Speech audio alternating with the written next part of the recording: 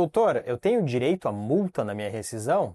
Tem momentos que sim, tem momentos que não. E é muito importante esclarecer em quais momentos, né? Meu nome é Renan Agulhã, sou fundador aqui da Agulhã Advogados e estou aqui para falar um pouco mais sobre as multas, né, no contrato de trabalho, em especial na rescisão. Uma pergunta muito frequente aqui no escritório é, por exemplo, o atraso das verbas, né? Todo mundo sabe que o patrão tem 10 dias, né, para pagar as verbas rescisórias. Se ele não pagar, né, as verbas incontroversas, o que são verbas incontroversas? Que são do contrato de trabalho. Está ali, por exemplo, no Olerite, ele ganhava X reais, daí calculando com base naqueles X reais, ou seja, ele ganhava R$1.600, com base naqueles R$1.600 tem que ter férias proporcionais com base naquele valor, multa do 40% do FGTS com base naquele valor e por aí vai. Então, tudo aquilo que já estava lá, que já está presumido, que já está descrito no Olerite, estar pago na rescisão em até 10 dias. Mas ele atrasou, ele tem que me pagar a multa. Tá, tudo bem. Mas quando? Ele vai te pagar somente uma decisão judicial depois de um processo trabalhista. Então, o que acontece? Em muitos casos, a única irregularidade pode ser o atraso do pagamento. Então, se você só atrasou o pagamento e as horas extras estão em dia, as férias foram pagas, tudo aquilo foi pago, mover uma ação somente sobre a multa da rescisão talvez não vai valer a pena por causa do valor do salário. Mas, claro, isso sempre pode ser, né, verificado no caso concreto. Mas então o que acontece? Essa multa não vai acontecer de automático. Ela vai acontecer só depois da ação judicial. Aí tem uma outra multa interessante, a do 467, né? O 467 diz que também o pagamento das verbas, né, incontroversas até a data da primeira audiência. Então, de novo, se não foi pago aquelas verbas, né, além daquela multa do 477 que eu falei, que é a multa do não pagamento em até 10 dias, o patrão, né, proposta ação até a data da primeira audiência, também vai pagar 50% sobre um salário se não pagar até a data da primeira audiência. Então, também tem mais essa multa. Essa muita gente desconhece. Agora vamos nas mais clássicas, né? Multa do FGTS. Essa multa do FGTS é, né, pela demissão imotivada do empregado, que é de 40%. Mas ela é 40% sobre o quê? 40% sobre o que está lá na tua conta do FGTS. Tá, mas é sobre aquilo que está na sua conta do FGTS de toda a sua vida? Não, é sobre aquilo daquele contrato específico de trabalho. Doutor, mas eu saquei o meu FGTS, como é que vai ficar minha multa? Então, ele vai calcular no valor que foi pago, né, para você durante aquele tempo. Então, faço o saque aniversário do meu FGTS, o que acontece? Vai estar zerada a tua conta? Pode ser que esteja, mas vai ser calculado com base no valor que foi pago durante aquele contrato de trabalho. Não, é um valor de referência, não é um valor efetivamente dentro da tua conta bancária. E também, no último exemplo, né, voltando na história do que é o valor de referência,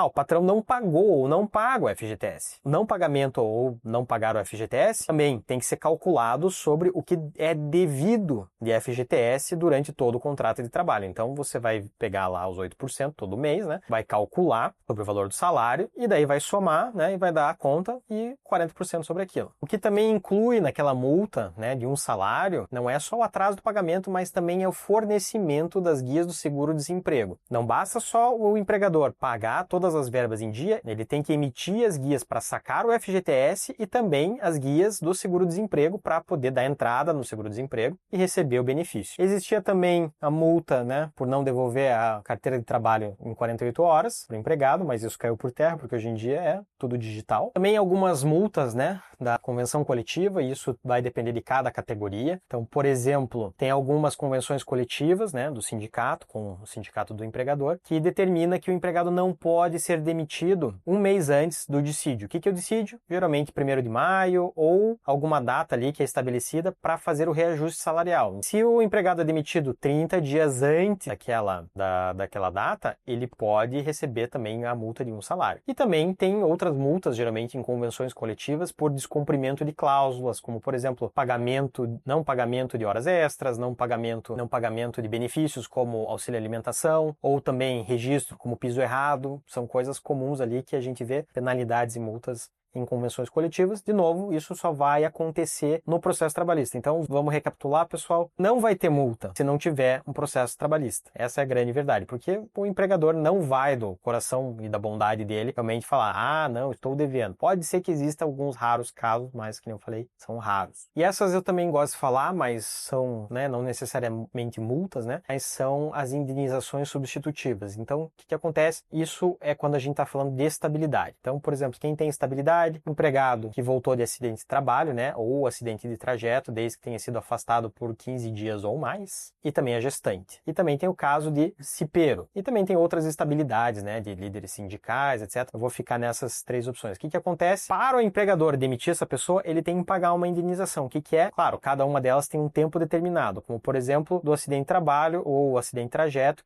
que se equipara ao acidente de trabalho, é de 1 ano. Então, o funcionário voltou, a empresa fechou, ela vai ter que pagar mais 1 ano. Ou não quer mais o funcionário lá, vai ter que pagar mais 1 ano de salário. A estabilidade da gestante até o filho completar 6 meses de vida, então, né, não pode demitir a gestante, né, desde o tempo que é notificada a gravidez ao empregador, não pode demitir a gestante. Quer dizer, como eu falei, pode, mas tem que pagar essa multa, né, que é a indenização. Então, indeniza ela todo esse tempo de trabalho. Que nem eu falei, também vale no caso se a empresa fechar ou mudar de localização, fechar aquela filial, não tem como remanejar a pessoa, vai ter que pagar essa indenização. E também, algo que é comum é a demissão do cipeiro. Então, isso também não pode acontecer porque é até 1 ano após o término do mandato. Isso também vai gerar uma indenização substitutiva. Agora, voltando lá no começo, uma também muito comum é no contrato de experiência, tem multa para rescisão antecipada do contrato de trabalho, mas é metade das verbas que o trabalhador ainda teria a receber. Então, no contrato de experiência, né, que seriam 30 mais 30 ou 45 mais 45, tem que ver se está na primeira vigência, né, no primeiro prazo de 45 ou 30, ou segundo prazo de 45 ou 30, e daí vai ver quantos dias de trabalho tem ainda e dividir pela metade, e aquilo seria a rescisão, né, do trabalhador. Isso também vai acontecer para contratos temporários. Então, os contratos temporários também cabem essa multa do 479, que é metade do tempo que ainda teria para receber, que geralmente é 180 dias e pode prorrogar por mais 90 dias. Então, de novo, se a pessoa tá lá, foi demitida no primeiro mês, pega-se esses 6 meses, né? E daí tem 5 meses para receber, vai receber 2 meses e meio de salário. Então é isso, pessoal. Espero que tenha esclarecido um pouco sobre a questão das multas, né? Que elas não são exatamente assim, né? Que simplesmente elas acontecem ou que elas vão acontecer sem a justiça. Então espero que tenham gostado, espero que tenham sido esclarecedor.